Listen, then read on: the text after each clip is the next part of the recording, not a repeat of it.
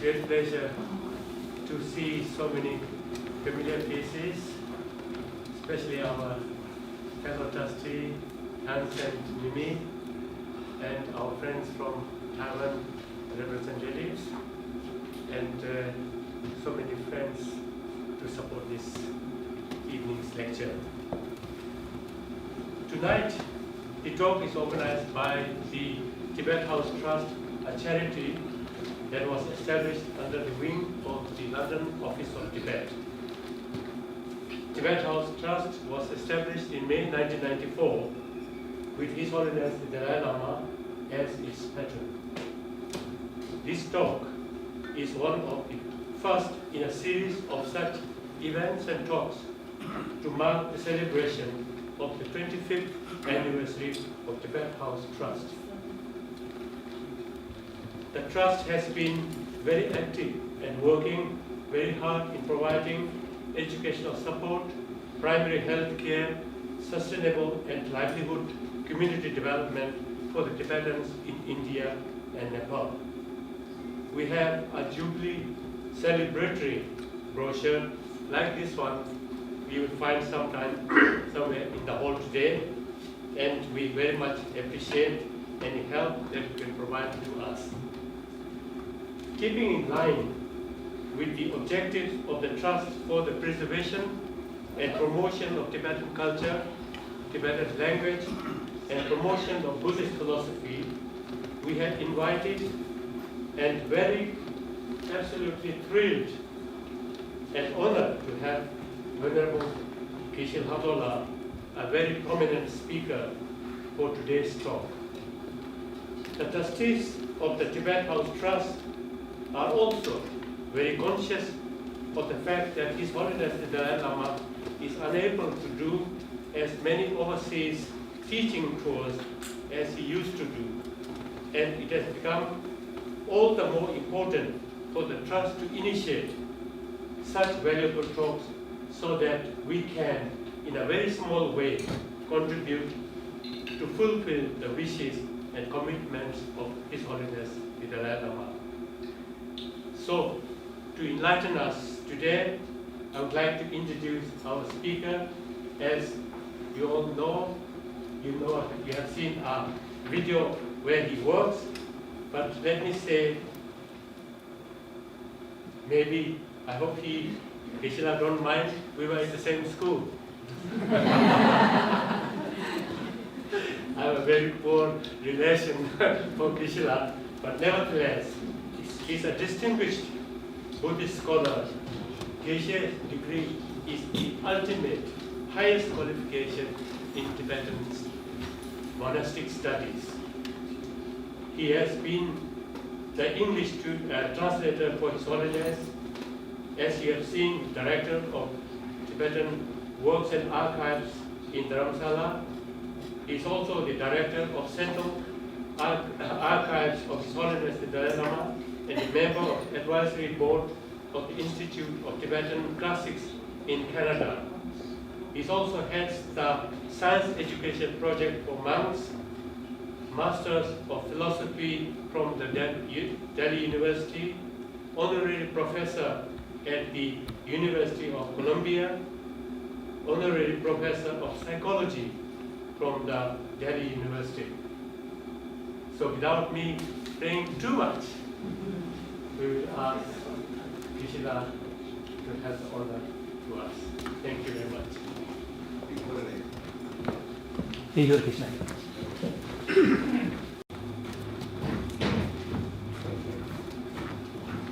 Good evening. Can you hear me? Yes. Oh, wonderful. So it is a great pleasure to come to London again. I think I came 3-4 times before.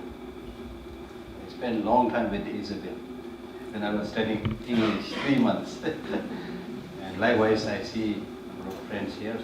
From where do you think you are going to get that long-lasting happiness? Then people think a little bit and they say, meaning from within. It's so interesting. It's so interesting. Because, before we talk about anything, I think I start with this all the time. Right? Because we want long-lasting happiness. There is no doubt about it. No doubt about it. And then the important thing is, if you want that long-lasting happiness, here we are not talking about fleeting pleasures, we are talking about long-lasting happiness. If you want that long-lasting happiness, from where do you think it will come predominantly? Then people point inside from within. Now here it becomes a little bit more complex. Because when you say the long-lasting happiness has to come from within, what do you mean? Of course they'll say from mind. Yeah, I know, mind, but what do you mean? So then we need to elaborate this point a little bit. So when we say that long-lasting happiness has to come from within, we are actually saying that how much happiness you are able to get is very much dependent upon your mental perspective, how much you are able to see the reality. Ordinarily, there's no, as I said, there's no doubt about wanting happiness or even wanting long-lasting happiness. But in our day-to-day life, we forget about it. We seek pleasures, not happiness. We attend the needs of the senses and run after sensual objects. And especially in today's world, it is very clear and obvious that everybody is running like anything. Everybody says, I'm busy. And I tell people, yes, you're busy, I know, but it's not important to be busy. What is important is, what are you busy about? Then you will find we are primarily busy about attending, as I said, the needs of the senses. Something beautiful to see, something melodious to hear, something tasty to taste, something soft to touch, something fragrant to smell. And it is based on these demands of our senses. All these malls, big malls came up. There you will see the wonderful, almost like spotless display of all the sensual objects, so that you get further stuck in their sensual objects. So that's how we get stuck in these material distractions, objects. And we don't have much time to reflect with it. And inside, you are more or less hollow. Just this morning, I had this opportunity to visit British Museum, and we were talking about certain things. Then I said that now we are living in a world today where when we look at the modern facilities, including communication and so forth, I mean, it's something that our forefathers could not have even dreamt. We are really like living in a heaven. But still, we suffer from all the horrible diseases which our forefathers have never heard, like depression, loneliness, low self-esteem, and whatnot, long list. So what is happening? So despite all this wonderful display of gadgets, technological products, we are not only not happy, but we are unhappy. And crimes, discrimination, corruption, everything is rapid, increasing. Right? So we need to, there's no way we can deny this should happen in our society, in our day-to-day life. It is because of this deprivation of happiness. Now in the last 20 years or so, the scientific community also has started speaking about happiness. In the beginning, most of the journals they are talking about suffering, not talking about happiness. Buddhism started talking about suffering and also happiness together. When Buddha got enlightened, after his enlightenment, his followers requested him to share the nectar-like teaching of the Buddha. Repeatedly, a few times, requested him to give the teaching. And the Buddha said, I found something which is profound, which is peaceful, which is free from fabrication, which is unconditioned, which is clear light. And look at the words he has chosen. To whomever I will teach it, nobody will understand it. So please don't disturb me. Let me continue my meditation in the forest. And he has reasons to say that. One, yes, it is true. What he found was really profound, vast, without fabrication, clear light, and so forth. But he was also saying that if you really want to understand what I got, you need to be serious.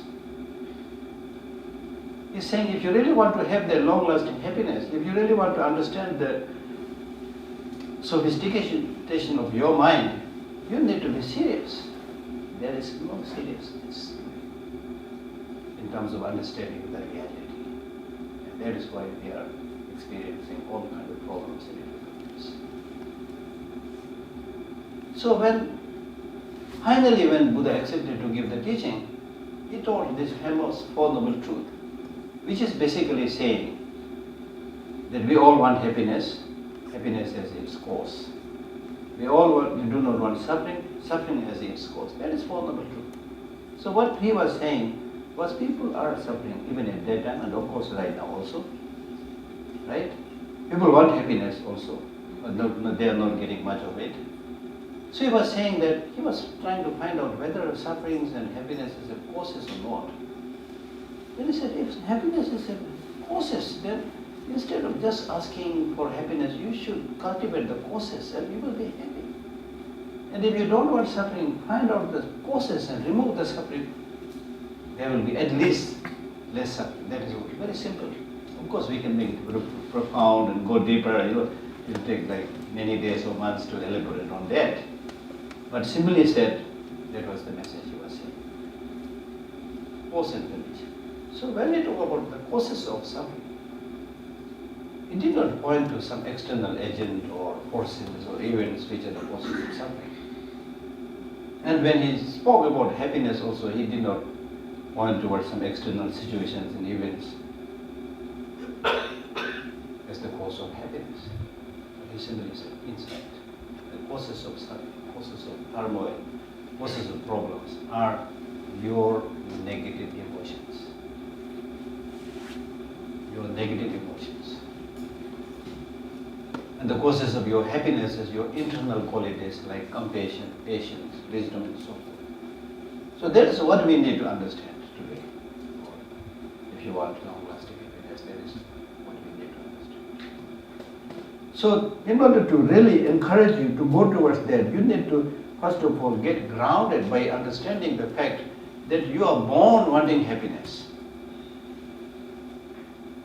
You are born not wanting suffering. And I always elaborate this point by saying, what is the first thing that the child does after birth? Smiling, laughing, or crying? Doesn't matter you're an American child, or a child from a very poor village, whatever. First thing, they're all same. The first thing that the child does is cry. And what do you think the child is asking by crying? That is his only language at that time, right? So the child is, I'm 100% sure, by crying the child is not asking for a lengthy discourse of religion. Or for that matter, any other religion. The child is asking for happiness. In other words, the child is asking for love, affection from somebody. And the love that the child is asking is also not the love that we normally develop as we grow up, like the boyfriend, girlfriend love or things like that, you see. When you grow up, the love is a little bit like business love. A little bit like business. I'm not saying that everybody is like that, but generally, I love you so long as you love me. Whether it's your relation with your parents or whoever, the moment you're not happy with that person, including your parents, say, you are wrong, my dear father, you are wrong, my dear mother, I am right. So you're ready to abandon when your kind parents, things like that. So that's business love. But after the birth, by crying, the child is asking not only ordinary love, The child is asking for unconditional love. That is what is missing today. Unconditional love towards each other. At least some kind of unconditional love towards others. Now how can we do that? Is it possible to do that? Because that is the source of happiness. Having that unconditional love, unconditional compassion, unconditional altruism. These are the sources for long-lasting happiness. How are you going to develop that? Is it possible to develop that? In Buddhist teachings say, yes, it is possible. Because just as you have love towards yourself, just as you take care of yourself, as far as the question of taking care of yourself, you try your best. I'm not saying you're good. Here also we are not very good, But at least we are trying. You feed yourself, give yourself breakfast, give yourself lunch, give yourself dinner, wash yourself, clean yourself, make sure your clothes is okay, make sure your hair is okay, right? You really try your best to take care of yourself.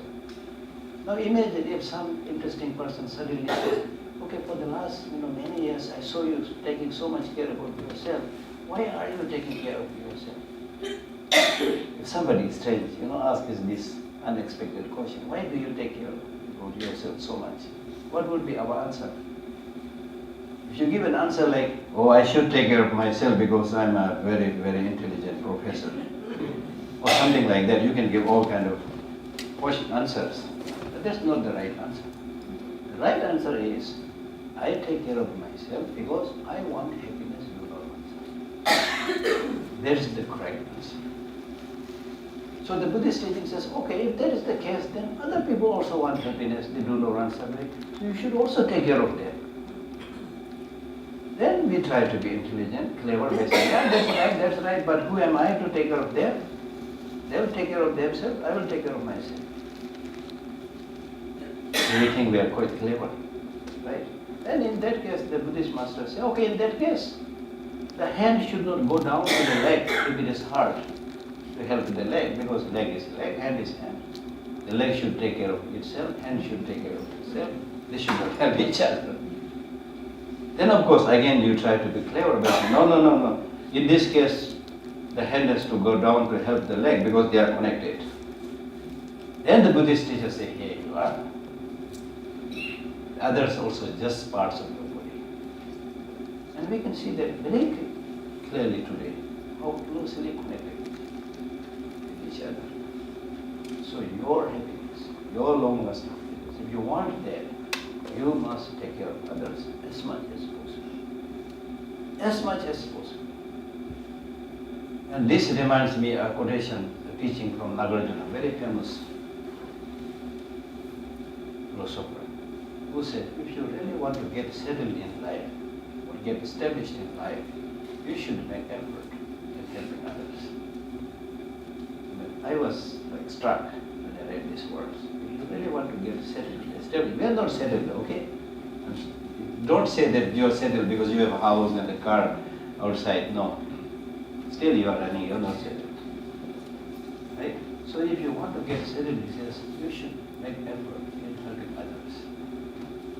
And if you don't do this work of helping others, whatever activities you do, you are not going to reach anywhere, reach very far. Absolutely true. So when we talk about helping others as the main cause for happiness, oneself. It's not when we are asked to help others, we are not saying, sacrifice your happiness or well-being. In fact, helping others is helping yourself. So some of the Buddhist teachers, they say, your purpose is purpose of others. Others' purpose is your purpose. And His Holiness the Dalai Lama says, if you want to be selfish, if you want to be selfish, be wisely selfish. Because the ordinary way of being selfish is, you think just about yourself, completely forget about the well-being of others. The wise way of being selfish is taking care of others. So in the long run, that is the source of happiness. So, I'm not going to take much of your time because many of the things that I'm saying, I know you already know. So it's always, whenever I give talk, I find it a little bit embarrassing. Because I always think, oh, this is like preaching the converts, especially people like you already know. Then just like me, you also probably, it is true to say that in many cases, we may know, but we are unable to practice it. In Buddhism, we say ignorance is the cause of suffering, but I add another phrase saying that, no, it is not just ignorance, but it's inaction, which is the cause of suffering. So it is good to come together and talk again and again, to refresh yourself so that next time you're ready to take some steps to act. It's very, very important. It's not enough. Like in the Buddhist process of practice, Buddhist process of study, we have this threefold process of study: hearing, thinking, meditation. Threefold. And people ask, why do you need all these three processes?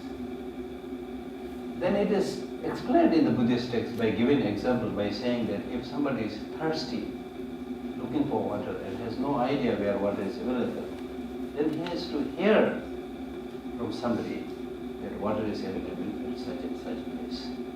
So that hearing is very important. But that doesn't mean just having heard where water is available, your thirst is gone, right? So the next second step is, you need to, if that person says water is available 2 kilometers from here, you need to walk 2 kilometers. If your car will be quicker, 2 kilometers. So just like walking 2 kilometers, you need to, after having heard from somebody the teaching or having read the book, then you need to contemplate, reflect whether it really makes sense or not. That using one's own common sense and finding the truth, not just listening from somebody. Listening is important. But what is even more important is using your personal scrutiny, analysis. It's extremely, extremely important. And it is through this analysis and contemplation that you are able to develop the conviction. Yes, what the teacher said is right.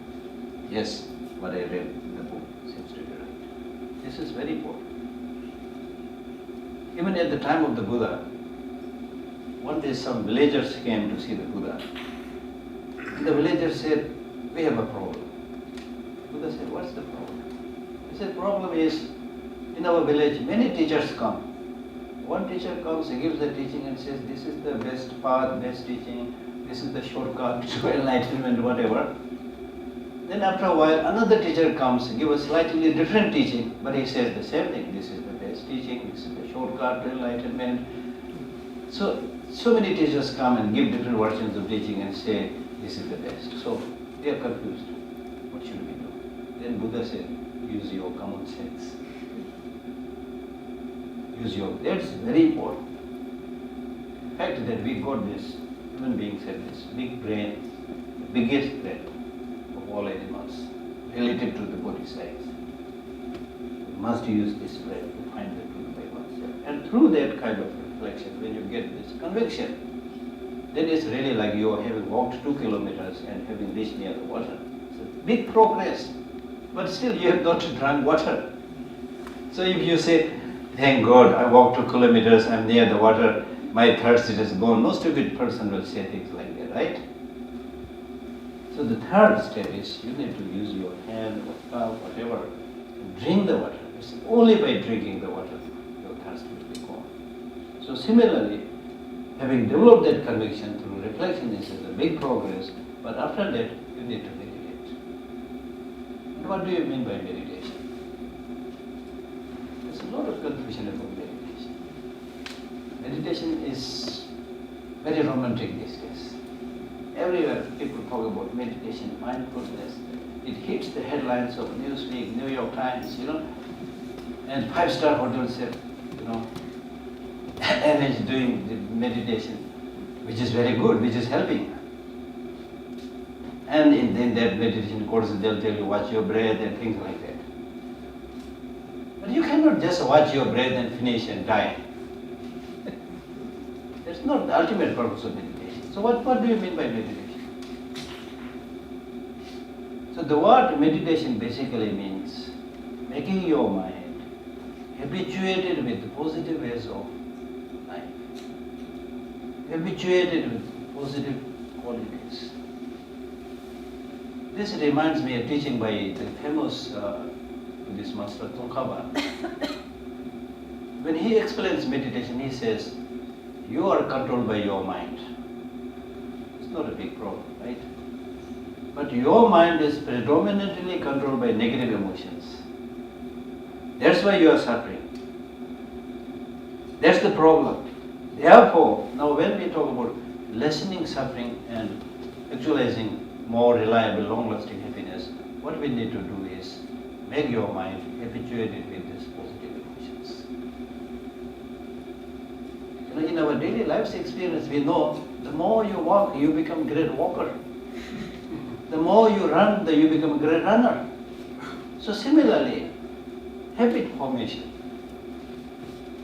in positive practice is very important. So meditation means making your mind habituated with the positive emotions. So now in order to get, if we really want that long-lasting happiness, what we need to do is, we need to change our habit.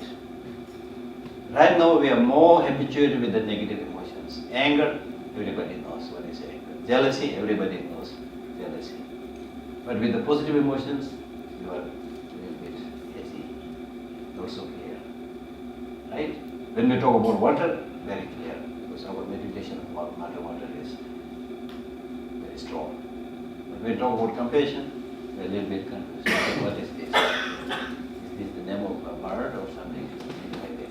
Right? So therefore, it's really like, so now when we talk about getting happiness or doing positive practice, what we are really saying, and this I think is really the core of this practice, and thereby you don't have to become a Buddhist to do that. You know, the core practice in our human life to get the long-lasting happiness, as I said, is to be found within. Meaning that inside there is a struggle going on between the positive emotions and negative emotions. There is a war going on with the positive emotions and negative emotions. There is an election going on between the positive emotions and negative emotions. Right? So therefore, now you need to make sure, you need to understand that there is an election going on, and I must vote for the positive emotions. I must enthrone the positive emotions, dethrone the negative emotions. Why should I dethrone the negative emotions? I should dethrone the negative emotions because I have been following their dictates for so many years. I have been constantly getting angry, unhappy, depressed, jealous, and things like that. I've been doing all these negative emotions based on the dictates of the stupid ignorance. And where am I today? Where is the world today? So now based on my own experience, I know anger, you are not good. You know, once in my office, a Western nun came and she said, Geshe Lhakdor, can you teach me meditation? I said, you want meditation? Then go out, don't stay with me, go out, and this whole morning you imagine you are not a human being, you are a cow or you are a dog, something like that. She was being puzzled with me. And I said, why am I saying this? I'm saying this because by that, then you will understand your human capacity. You will then appreciate your human life with this wonderful brain, wonderful human intelligence. So what I'm trying to say is, having got this wonderful human intelligence, you need to use this human intelligence and see. You can even take out a paper and write anger. And then after that, goodness of anger, badness of anger. It's nothing to do with Buddhism. Use your common sense. If you want, take some quotations from Buddha's teaching, also some scientific findings. But more important than that is use your common sense and find out, right? Be honest with anger. Be honest with anger. Don't right away say, if you don't want, you don't have to say anger is horrible, negative. Be honest and give the number. Goodness, badness. I am 100% sure you will get a long list of the badness of anger, and not very much the goodness side. So this destructive emotions are our enemy number one. So we really need to spend time on each of these negative emotions and see how destructive they are. I am 100% sure there is nobody here who right in the morning makes a motivation thinking, I will get angry. Is there anybody? Because you already have some sense that anger is not good. But then in the course of the day with your co-workers, your some strange people, you might get angry and pick a fight with that person, right? Then at the end of the day, when you return home, reflect back that you fought with somebody. Again, I'm 100% sure there is nobody who will say that I today fought with somebody, so I really enjoyed the day. Right? There's nobody. Then now scientifically it is found anger increases your blood pressure. Nobody wants to suffer from hypertension or blood pressure. Right? And the worst thing, there's so many things you can say. Anger makes you ugly. So the question is, do you want to become ugly? Then stop decorating yourself. Right? Don't comb yourself, let your hairs go loose and clothes dirty and shabby and Right? You don't want to be a presentable person. Beautiful looking girl, handsome looking boy, whatever, So if that is the case, then the beauty and handsomeness comes when your inside is calm, when the mind is calm. If your mind is not calm, if your mind is turbulent, even if you try to just put on some smile, as the politicians do, it will just become a sarcastic smile or politician's smile, People know, yeah, this is politician's smile, no reliability.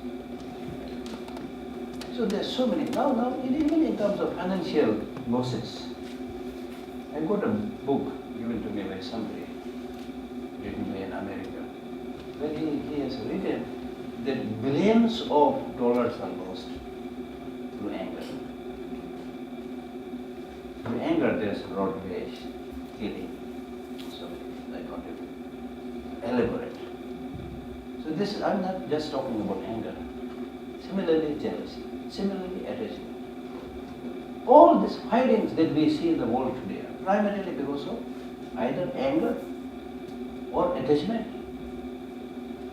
Attachment, when you develop anger and attachment, you immediately get biased. And then you start talking, oh Americans, oh Tibetans, oh man, oh women, oh black, white. You start discriminating. Because all these negative emotions are narrow-minded.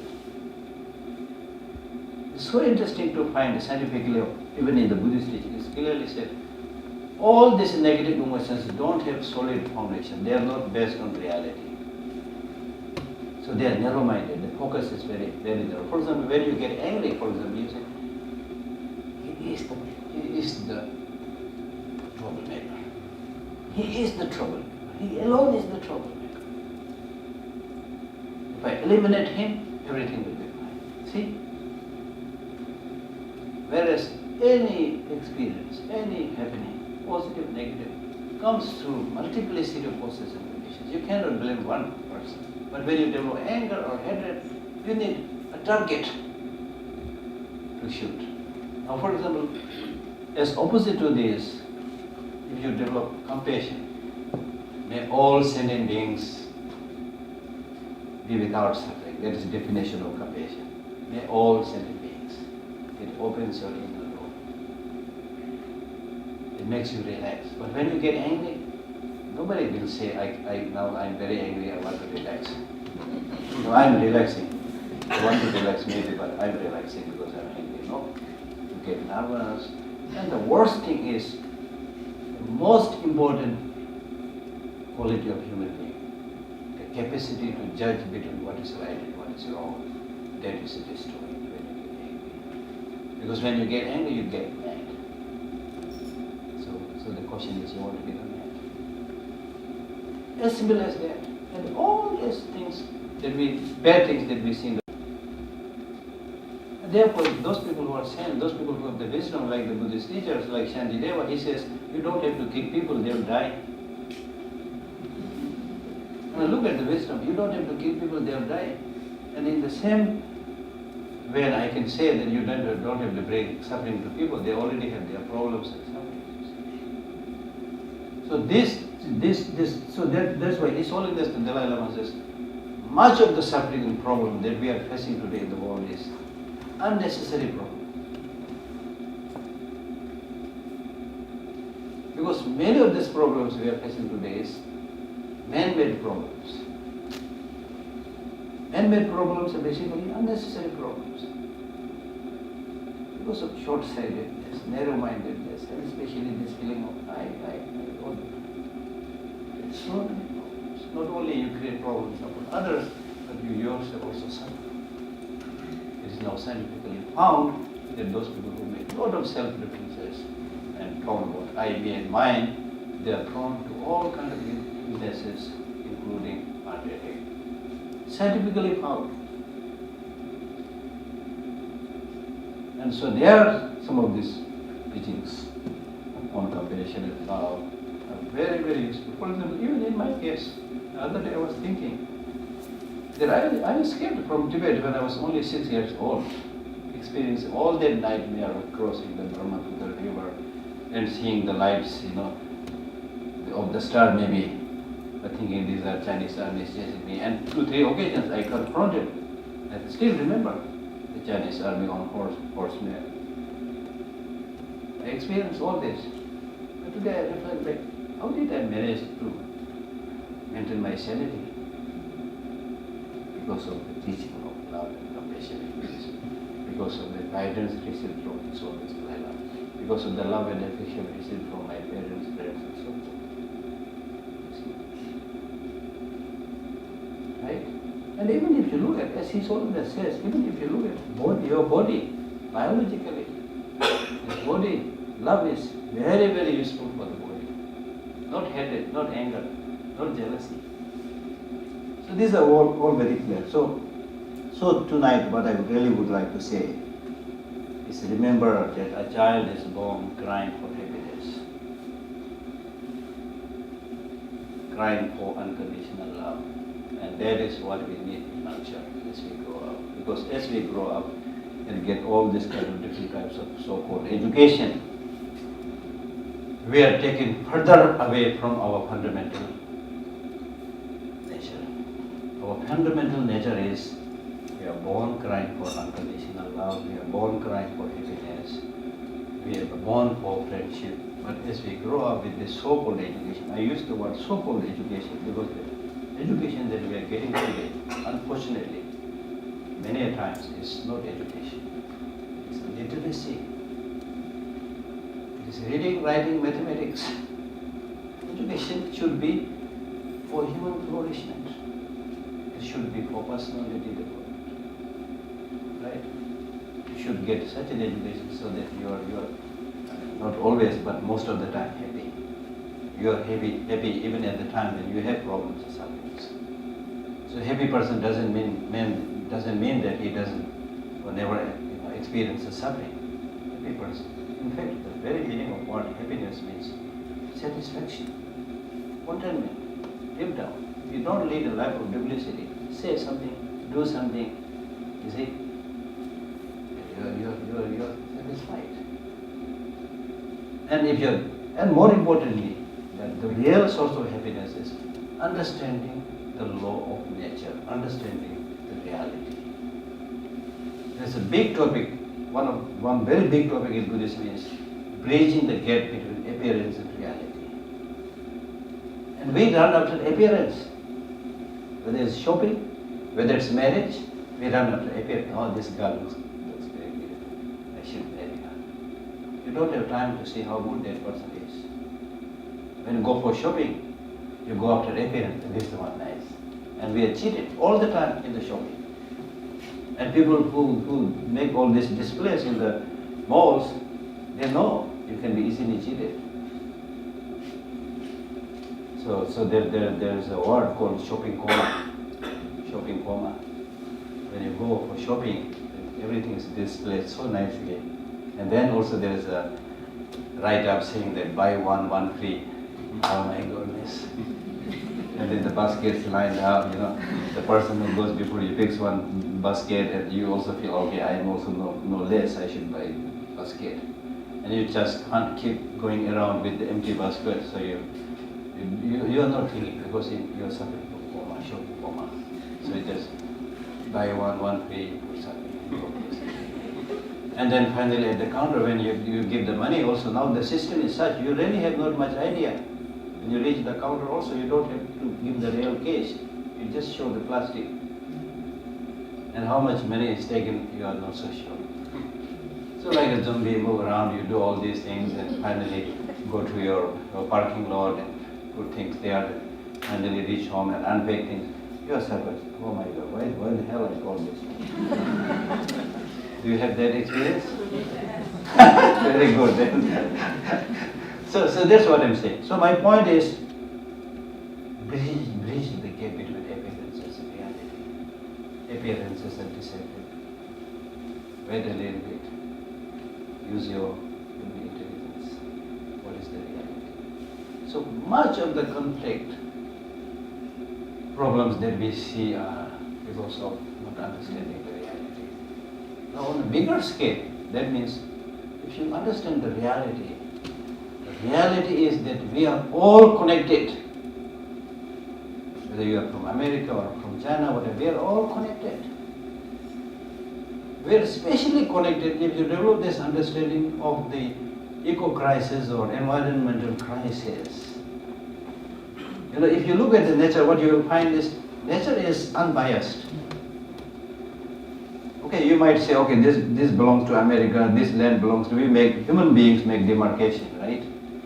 But you can't make a demarcation of the air that flows, the wind that flows, and things like that. So nature is unbiased. If there is an earthquake, the earthquake will never say, I will shake only my enemy, not my friends. It will shake everybody. If there is a flood, everybody. If there is a turbulence, everybody. Problem. So we need to understand this. So we are living in a time, in a world, we are almost like sink and swim together situation. Right? So closely interconnected. So this biased human attitude is not going to solve any problem. It will create more problems. And as I said, that the reality is you don't have to kill people; they will die. Even your enemy, they will die. But now look at our leaders. They continuously stockpiling arms for mass destruction. Now people say that the world has stockpiled so much arms ammunitions, especially the nuclear energy, that the whole human population can be destroyed few times over. Is there a need to destroy us or kill us few times over? Insanity. Really insanity. So therefore His Holiness the Dalai Lama is repeatedly saying that we had French Revolution, we had Russian Revolution, we had so many revolutions. Some of these revolutions have achieved a little bit. But at the end, all these revolutions have become kind of bloody revolution. It doesn't solve the long-term problem. So in order to solve the long-term problem, we need to bring about this revolution of compassion. With the understanding, with the knowledge of the reality, that this fellow sitting next to me, I'm meeting her for the first time, I'm meeting him for the first time, but I'm 100% sure that he's exactly like me, what he gave in his normal example. And I'm 100% sure this man is also not going to live very long, I'm also not going to live long. So if you develop that kind of understanding, naturally your love and compassion will come. It's not a question of how much, closely that person is related to you, how many gifts that person has brought to you. That's not the question. Let me give you this example that I once read in a book, Mind Training, where it gives this wonderful example by saying, if there are 3 criminals caught and will be executed tonight at 10 p.m., 3 criminals. So they have only a few hours to live together. So during these few hours, how should they live? These 3 people. Is it a good thing that they try to engage in corruption? Or or try to exploit each other? Does that make sense? Not only it doesn't make sense, but we will be shocked. These three people who had only few hours to live, they are mean, destructive towards each other. Some of you might cry. How come these people are able to do this when they have only few hours to live? So the only sensible thing is, and we don't have to give any teaching. Because now they understand they have only 4 hours to live, so automatically they will become nice. Because they are now able to see the reality that we are here only for 4 hours to live. It doesn't make any sense to exploit each other or harm each other. Is that clear? Very clear. When I read that text, it just lingered in my mind. Now, by the same extension, these people, they understood this because they have only 4 hours to live. What about us? We may live a little bit longer. For example, in this gathering, we go, even after giving a big discount, I will give you a big discount. We may live, let us say, another 70 years. That is, after I have given you a big discount. Some average 70 years. So during these 70 years, how should we live? Does it make sense to bully each other, exploit each other, engage in corruption, engage in destroying the environment, which is really the home of so many people? So if you really, this is taught in Buddhism, or also finding of science also, it doesn't make sense. So therefore, if you want that long-lasting happiness, you want to redo something, it's very important that you understand the law of nature. In all its various forms. So I'm slowly closing now. I don't want to bore you. But at the end, I want to say that so far, because of our running after the sensual objects, we thought I will get my happiness from getting access to these sensual objects. And we kept on running since the Industrial Revolution and so forth. Now we are running much more faster, right? So we think by running fast and going after all this fancy gadgets and things like that, we'll be happier. We have been running. So honestly, we have to touch our heart and say, am I happier now than before? Right? So therefore, it's clear you're not happier. Yes, you get all these toys, right? Yes, you have all this environment where you can get engrossed and distracted and help you close your eye to the reality, right? But I don't think we're happier. So therefore, now is the time to pay less attention to arranging the externals, but focus more on rearranging the internals. Pay less attention to updating the modern gadgets, but more attention to updating yourself. And here I dare to ask the question, when was the last time you updated yourself? With the gadgets, yes, iPhone 1, 2, 3, 5, 6, 7, 8, 9, 10, 11 plus something, now much more. But when did you update yourself? That is the problem. That's the problem. All these inventions, mobile phone, internet, they are all for connecting others, which is good. I'm not, unhappy about it. But has the science and technology invented something that will help you connect yourself? So far, not much. Gradually, they are thinking with the finding of neuroscience. Now they are coming a little bit closer to the mind and talking about that. But all these gadgets are primarily for connecting with others. Internet is for others, mobile phone is for others, not for yourself. So much of the problem that we are suffering today is because of you are not connecting to yourself. Forget about connecting others, not connecting to yourself. Because for connecting others, connecting yourself is the key factor. And because you are not connected to yourself, therefore you're suffering. That's why we talk about meditation, which means going within, so that you are able to really understand your physical state, your mental state, your feelings, and so forth. And it's very healing. Even to sit just for a few minutes, going within yourself is very healing. So I have been saying many a times that today's problem is people don't know how to live harmoniously with others, and people also don't know how to live alone. You must be good in one of them. Either you should know how to live alone, or you should know how to live with others.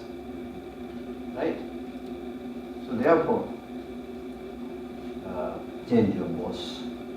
Change your boss. As I said, if you want to have that happiness, right now you are controlled by negative emotions, especially ignorance. Now you change your boss and replace ignorance with wisdom. And appoint compassion and loving kindness as his ministers. Then you will be happy. Right now you have ignorance as your boss, and the ministers are anger, attachment, hatred, and so forth. So how can you be happy? How can you be happy? Right? And even science, they used to believe, and even there are many people today who don't talk about negative emotions. They say emotions are emotions, there's nothing negative, nothing positive. Emotions are all important, they're all necessary, right? And from there comes this interesting phrase called fight and flight response. Meaning that because you have these emotions, you know when to run away, when to fight. If you don't have these negative so-called emotions, you will not be able to do that. So all emotions are necessary. But science is now changing. Now they are saying, oh, don't immediately, without thinking, don't take a step. Meditate a little bit. You will find the right course. Not just the fight and flight response, but think a little bit. They have started saying this. Right? So therefore I will conclude by citing a quotation from our Buddhist teacher, who says, there is nobody who will catch hold of your hand and throw you into heaven. Likewise, there is nobody who will catch hold of your leg and drag you into hell. Your happiness and your suffering is in your hand. Do not cheat yourself. Situations may not always be to your liking.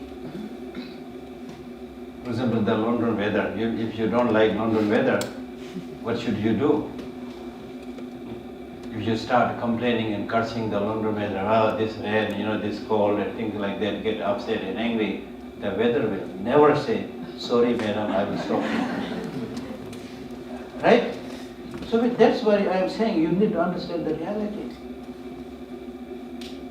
When you are born, you were never consulted on which date you want to, take birth, whether you want to become a man or woman, boy or girl.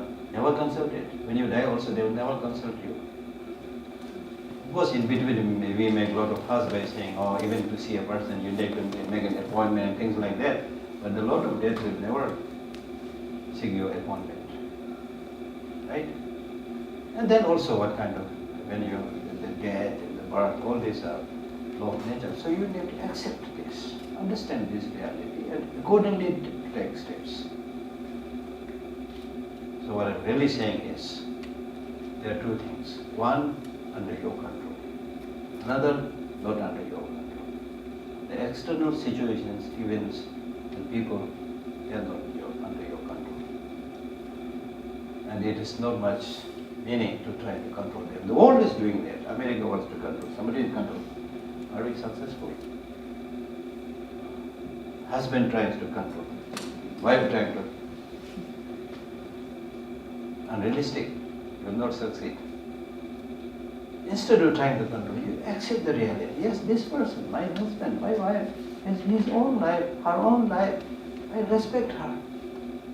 I live in harmony with her. This tree, beautiful tree, is not born for me. This tree with flowers is not born to please me. It has its own life. But its life is giving happiness to many people. So I respect. Live in harmony. And there may be many situations which is not to your taste, which is troublesome. But you can't change that. That's law of nature. But what can you do is to change your perspective. So therefore Shantideva says, if it is something you can change, don't worry, because you can change it. If it is something you can't change it, no use worrying. By worrying you can't change it. Thank you very much.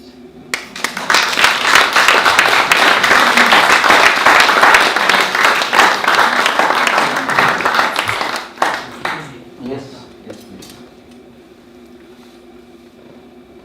So if you have some questions, please, you are welcome. But I am not saying I have all the answers. Hello. Any questions?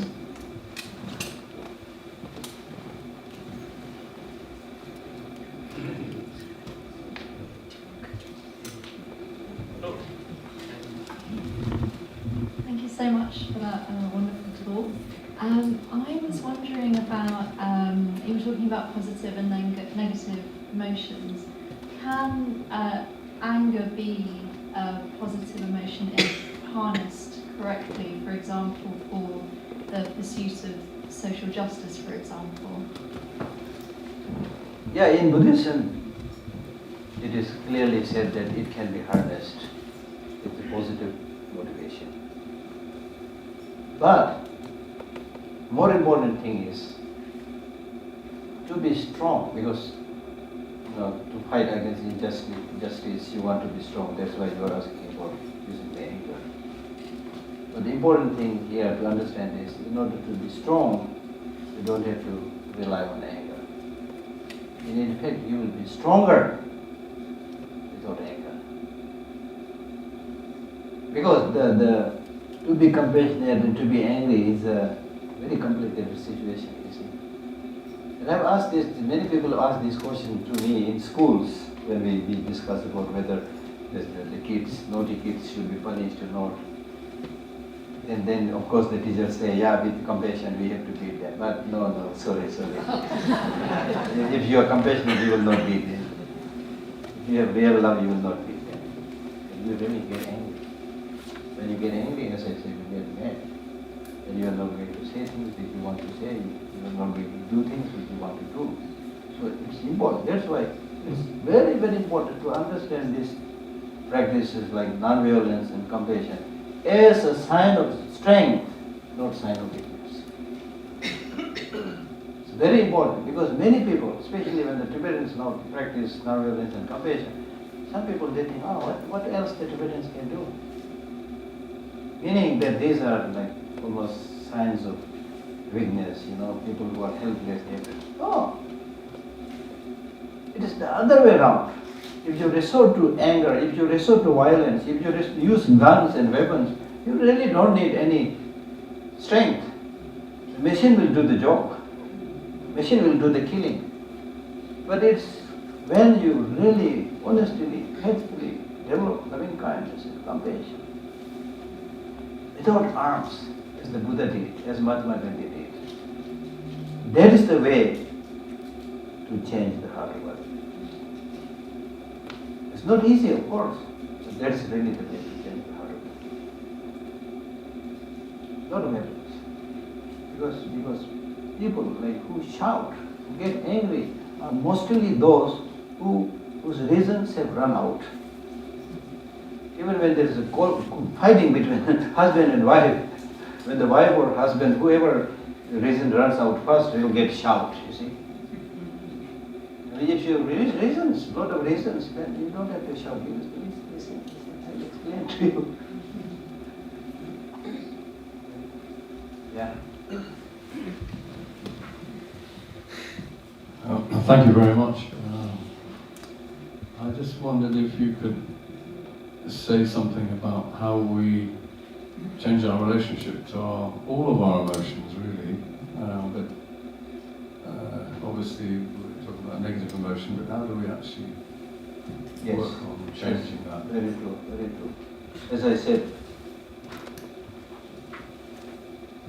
the most effective way is critically analyzing the advantages and disadvantages of each of these emotions. It's really like, I tell people, it's like really making friendship with somebody. The more you spend time with somebody, the more you see the goodness of that person, you come closer to that person, you become very close friend. But the more you spend your time with somebody, the more you see the ugly side of that person is like deceiving and cheating, the more you will distance yourself from that person. So therefore, it's really a question of making friendship with the positive emotions by seeing their benefits, right? And then distancing yourself from the negative emotions. As I cited some disadvantages of anger, so like that, see the destructiveness, the disadvantages of negative emotions. The more you see it, the more you will distance yourself from those negative emotions. And then, believe me, there's no push button in life. It takes time. For forming habit, we call it die-hard habit. You see, we have a die-hard habit, chain-like habit, which is very difficult to undo. But that doesn't mean you can't do it. Definitely you can do it. I've seen many people who used to be very hot-tempered, very angry, but then after some years they're completely a different person. It's only really seeing the advantages and disadvantages. But in my own case, I'll give you some, I'm just not just talking, I have some small experience also. Not through rigorous practice, but through usual human experiences. In my office, sometimes people, without any reason, they just come very angry. Very angry. They may have their own reasons, but I don't know the reason they come in, very angry. Now there are only two choices left. One, I should also get angry. Who the hell you are just coming into my office like that, getting angry. I can also clear out. Another way is, maybe there's some reason. Maybe there's some reason. Then you say, try to smile. Even if it is forced to smile, it's okay for the time being. You smile. What can I do for you? Or you can avoid that thing. You just say, I'll see you later. Very sorry. Okay, right now, very busy. And then believe me, I did this.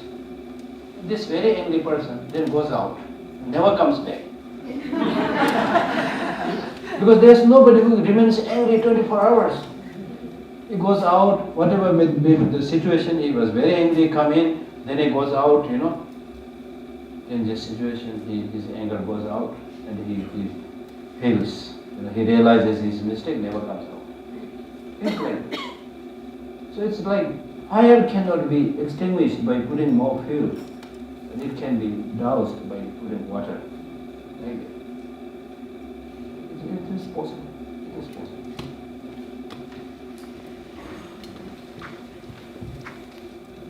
Thank you. Thank you for sharing your beautiful wisdom with us. I just want your advice on how you manage worry. When you worry born out of care, when you care so very deeply for someone that you can see their pain and they won't let you in, they won't let you help them, you're just worrying, and it ends up starting to destroy you in a way. How do you manage that? Well, as I said, it's dependent on many things. One, you should have a larger perspective and understanding of the reality. Right? Now, to us ordinary people, we have few people which we call as our relatives, brothers, sisters, husband, wife. We carry our head with them. Right? And then we worry about what is happening with them, things like that. And I met one lady in New Delhi when I was giving some teaching. She said, I worry a lot about my son. And I said, how old is your son? She said, 40 years old. There are mothers like that, That person is 40 years old, still she is worried, thinking, what kind of breakfast he is having, whether he is taking lunch or not, things like that. You see? So in these cases, what you really need to understand is see the larger perspective. Don't just get bogged down with your near and dear ones alone. And more importantly, if it is something that you can do as I already cited. And if it's something that you can't do, your worry doesn't mean anything. Useless. It's only trouble you. Right? It's only make your life vulnerable. So that's why I cited this quotation. If it is something you can change, don't worry because you can change. If it is something you can't change, it's no use worrying because by worrying you can't change it. And then it's, as I said, it's also dependent on a larger perspective. Because we have this tendency, as I said, to tie our neck with few people. But the Buddhist teaching says all mothers and beings. All mothers and beings. How many people are dying every day? Do you cry for all these people who are dying every day? No. Then why you have to cry for some people? Then you say, my relative, my friend. When did you become relative? Right? Immediately after the birth of the child looks at the mother and says, have we met before? Right? Never met before. Then you give a name, give a designation, and you tie your hair, and then develop this excessive obsession. So therefore the Buddhist teaching says, loosen this grasping, this concept of mind. And if you honestly think that the so-called people to whom you worry a lot, at the end of the day is very much related to your ego. I worry about this person because this is my wife, this is my husband, this is my son. Mine is important. And that's why when there's a disagreement between the so-called my dear brother, sister, then at the end of the day you say, brother, I'm right, you're wrong, go away. Right? So therefore, it's important to give that respect and care, but as much as possible, don't get obsessed. It's not going to do anything good for you and for that other person. Sorry, I didn't say Yes. that. Thank you.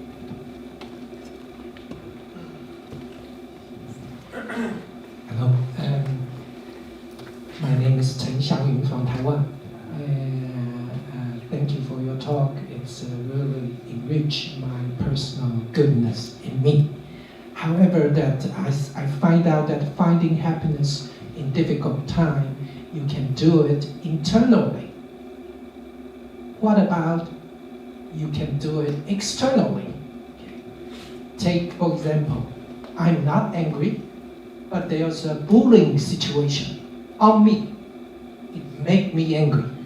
So probably at that time, I have to find it externally to make the situation unjust to become just. In that way, I can also find happiness.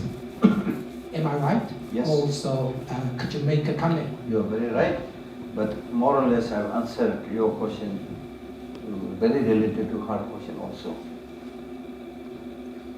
Because if there is injustice done to you by somebody externally, you need to resolve that, you need to challenge that. For challenging that, for resolving that, you don't have to get angry. But you can take a very strong external measure, going to the court or whatever. There's much better chance of your winning if your mind is calm and say the right thing and don't say the unnecessary thing. But when you get angry, imagine two angry men meeting towards each other. They'll say all the 100,000 nasty things without any reason, You become mad. So therefore, we need to develop this understanding that you can be much more stronger than when you're angry to solve those problems. I mean, it's not easy, of course. First thing that comes is anger. Yes, I understand that. But you can change. You can change. Because the greatest quality of the mind is you can change.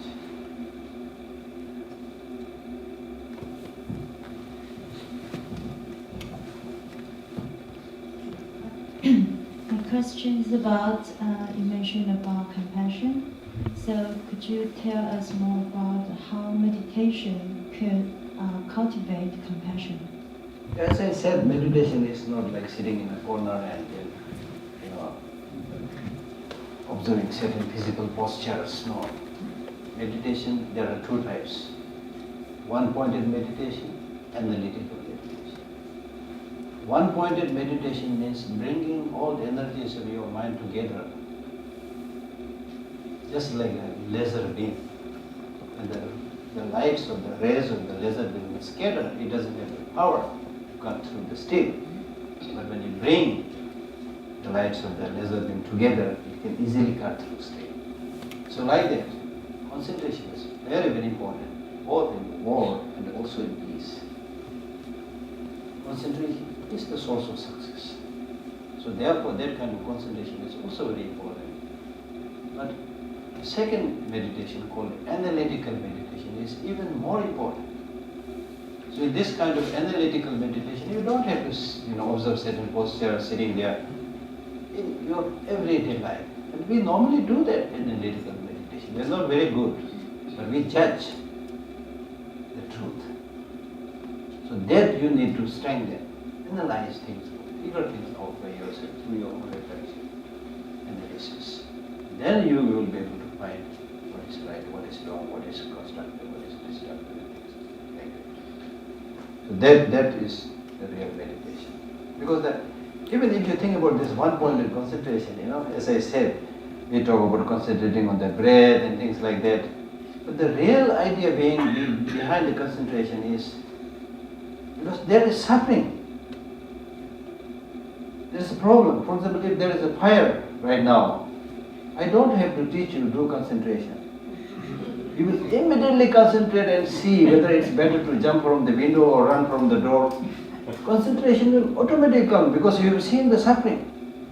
But when we don't see the suffering, you tell 100,000 times, you concentrate. Yes, you sit. Physically you sit, but mentally you go for shopping. Yes, that's true.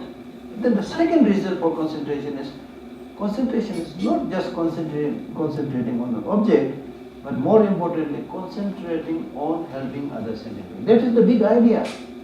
But unfortunately, these days, people happily talk about this big idea. They only talk about meditate on the flower, don't think anything. It's good, but that's not the big idea, right? Yeah, so that's important. Yeah.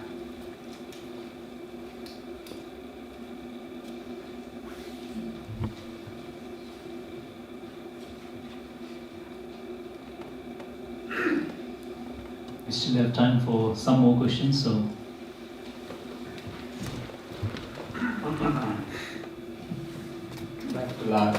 I wonder if you'd like to say a little bit more about the library and the things that you're working on, because the film is very impressive and the library is very impressive. But I wonder how things have developed in the last five years or so. Oh, this library, we are celebrating the Golden Jubilee year next year, so 50 years. But I became director of this institute in 2005, so 15 years later. So since then, at least in my case, what I was trying to do is to preserve the ancient culture, ancient tradition, ancient, sacred objects and scriptures. But also, we must be clever. I tell my staffs, we must be clever. When I say we must be clever, I am saying that on the one hand, you should try to preserve all this ancient tradition, but be clever means use modern media and technology. So that's why you will see that the scanning and all those new gadgets there. Because with the Tibetans, as you all aware, we have a small population, especially in exile, very, very limited resources. But if you use modern media and technology, you can reach everywhere. You can disseminate the culture, the teaching, and so many things. So we are trying to use modern media as much as possible. And we don't only see there saying that we have some very important objects there, but my focus is how through these collections can we help other people to primarily disseminate the messages of love, messages of compassion, not just Buddhist teaching. The messages of love, the messages of compassion, universal brotherhood, sisterhood, which is the focus of His Holiness the Dalai Lama. Because His Holiness, as you are aware, wherever he goes with three primary concerns, which we all can practice. The first, his thinking is that he is a human being, so he has the responsibility of improving human values everywhere. As a human being, we have this universal human responsibility. And especially these days, now he is very, very concerned about promoting universal human values. You can call it secular ethics or social, emotional, ethical learning, whatever you want to call it. Because it is because of this degradation of human values that we are suffering everywhere. So promote these universal values. So these universal values are not coming from top down, from the God or from Buddha, but it's from bottom up. It's better you smile at me, it's better I smile at you. It's better that we shake hands, it's better that we support each other. So it is, this universal value is based on common sense, common experience, scientific finding, evidence-based. That is his first commitment, and we are trying to work hard to fulfill his commitment, contribute a little bit about his commitment. The second is, he always says, I'm a Buddhist, which means I'm a religious person, so I must work hard to bring religious harmony. Unfortunately, even in the name of religion, so many unfortunate things are happening, even today in the world, which is really like medicine becoming poison. And that's why now more and more people are going for spirituality, not for religion, especially the dogmatic religion, right? So they are also, it's important to promote religious harmony, not saying my religion is the best. And His Holiness says to say my religion is best is stupid. It's like saying, picking up one medicine from the shop and saying this medicine is best. It doesn't make sense. For you, that particular medicine may be best because of your illness, but that doesn't mean it's good for everybody who doesn't have that illness, who has a different illness. Right? So, religious pluralism must be promoted. Third, if you are American, of course you work for America. If you are Tibetan, work for Tibetan. So His Holiness is Tibetan. He said to work for the Tibetan. Like that. Geshe, maybe we can take last two questions. Yes, sure.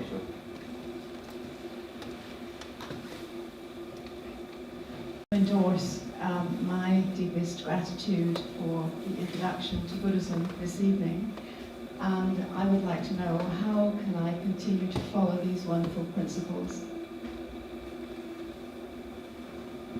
Now, luckily these days, all the teachings of His Holiness the Dalai Lama is available online, and there are so many books by him. So I would advise follow his teachings and read his books.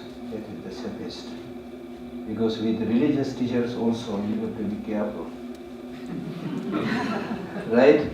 Just as we have, we talk about dirty politics. Politics itself is not necessarily dirty, but because of the politicians it becomes dirty politics. Similarly with the religion also, religion itself not necessarily dirty, but because of so-called religious practitioners, religion also becomes dirty.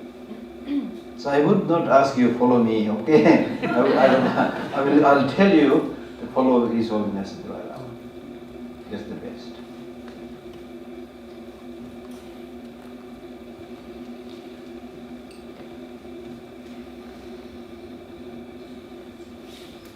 I'd like to invite the Secretary of Tibet House Trust to deliver the word of thanks.